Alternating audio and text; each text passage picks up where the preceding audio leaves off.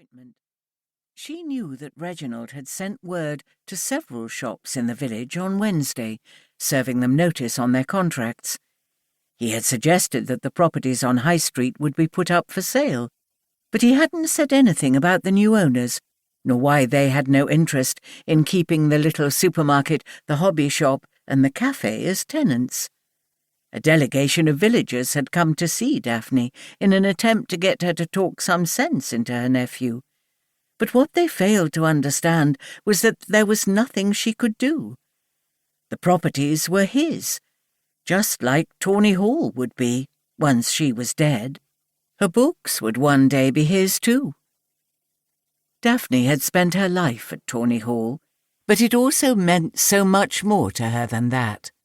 The house gave her a sense of history, binding her to the men and women who had come before, as though she was a chapter in a fascinating story that had begun long before she was born. There was magic in the walls here, an intoxicating mix of time and place, memory and opportunity. Sometimes, as she sat in the library, she actually found herself forgetting what century she lived in. But the spell hadn't proved strong enough to stand up to Reginald. In the face of his hostility, the glittering exterior fell away, leaving nothing but the damp, the dust, the cobwebs, the faded wallpaper, and the books that had been shoved in panic into every nook and cranny in an attempt to prevent them from taking over the house completely. Given half a chance, he would get rid of the lot of it.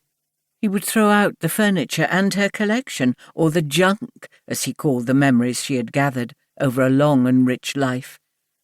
He would get rid of her.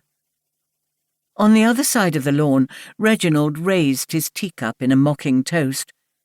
Daphne turned away, but she could still feel his eyes on her. His presence forced her to see herself through his eyes, old and wrinkly, with thin lips and small eyes, loose skin hanging from her arms. How did he know that when she always wore long sleeves? And worst of all, ridiculous in her old-fashioned dresses and the wig she wore to hide her bald spot. Daphne still thought of herself as young and beautiful, but it was as though Reginald could see the portrait of Dorian Gray hidden in the attic. Oh, why had he come here? She'd been so happy here before Reginald turned up and ruined everything. Daphne took a bite of her scone. It seemed to grow in her mouth, and she sipped her champagne in an attempt to wash it down. Even that tasted stale, like old apples and rot, and the relentless passage of time, and she searched irritably for somewhere to put her plate. In the end, her secretary and right-hand woman, Margaret, took it away. She returned a short while later, carrying a new bottle of champagne, and she filled Daphne's glass without a word.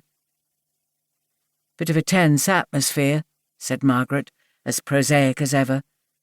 She was the kind of person who would look out at the flood, turn to Noah, and say, "Looks like a spot of rain." "Yes, it is rather," Daphne agreed.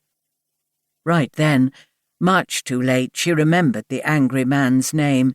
He was a Samson, not a Smith, the owner of the little supermarket in the village. "How are we for champagne?" she asked. "Stock levels are good," Margaret replied. "Then there's nothing more we can do," thought Daphne. Where was Berit Gardner? She surveyed her guests' glum faces and found herself wondering just how many of them were fantasizing about killing someone. She counted in her head. At least 5 of them wanted to kill her nephew, and at least 1 wanted to kill her. 1. Staying alive, bam, bam, bam, bam, staying alive. Berit Gardner hummed to herself as she ironed a white shirt on the table in her Spartan kitchen. She was wearing her best going-out jeans and had a corduroy jacket and 2 scarves waiting for her on the back of the chair. She was looking forward to the tea party at Tawny Hall with a mix of anticipation and fear, considerably more of the latter. What if she didn't find them there? What if she didn't hear?